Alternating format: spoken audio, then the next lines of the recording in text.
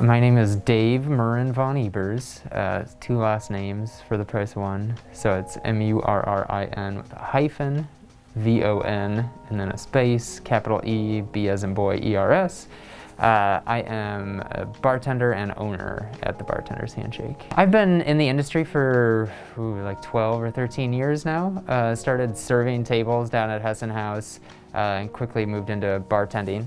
And so I kind of always had in the back of my mind opening my own place. So over about 10 years, I kind of changed plans and ideas to fit what we have now, which the idea is to kind of be a bar geared towards bartenders and servers.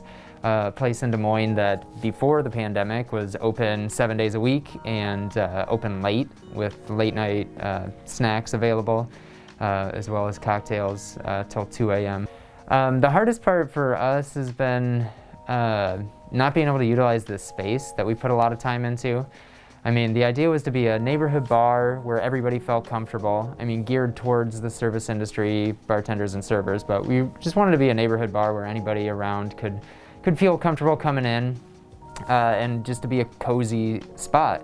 And now those, being small and cozy is definitely a deterrent. We haven't let anybody inside for service since March. So we're coming up on 1 year and we've only had people in here probably 4 months out of the year.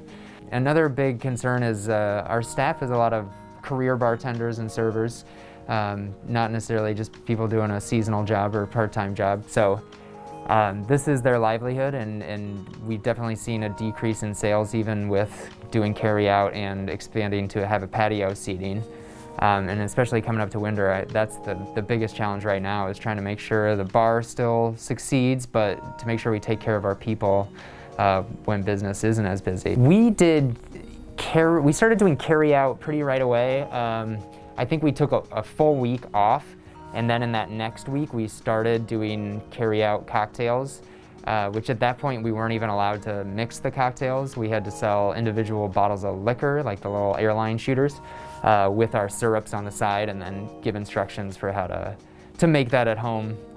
The rules changed the next week. We petitioned the governor actually to allow us to sell cocktails in their original form, so the way we would make them at the bar.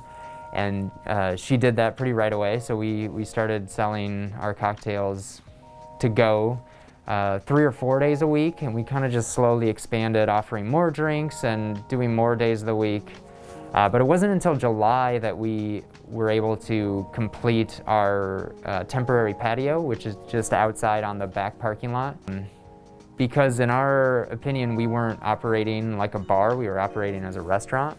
We'd been taking reservations, we do serve food, we've always served food, and we had 6 feet of separation, more than 6 feet of separation outside, and we had very strict policies about wearing your mask upon entering.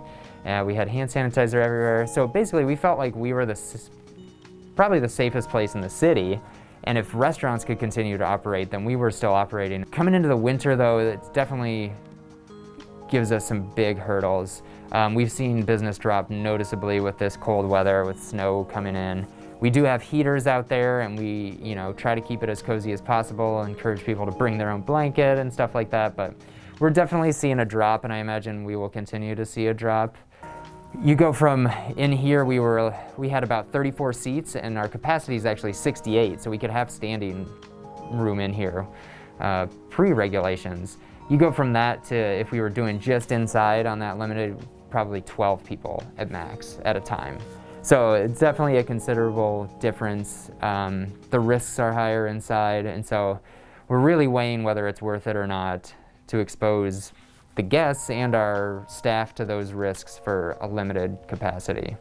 But we're gonna have to make those decisions pretty quickly. And something small was, unfortunately, part of the plan too.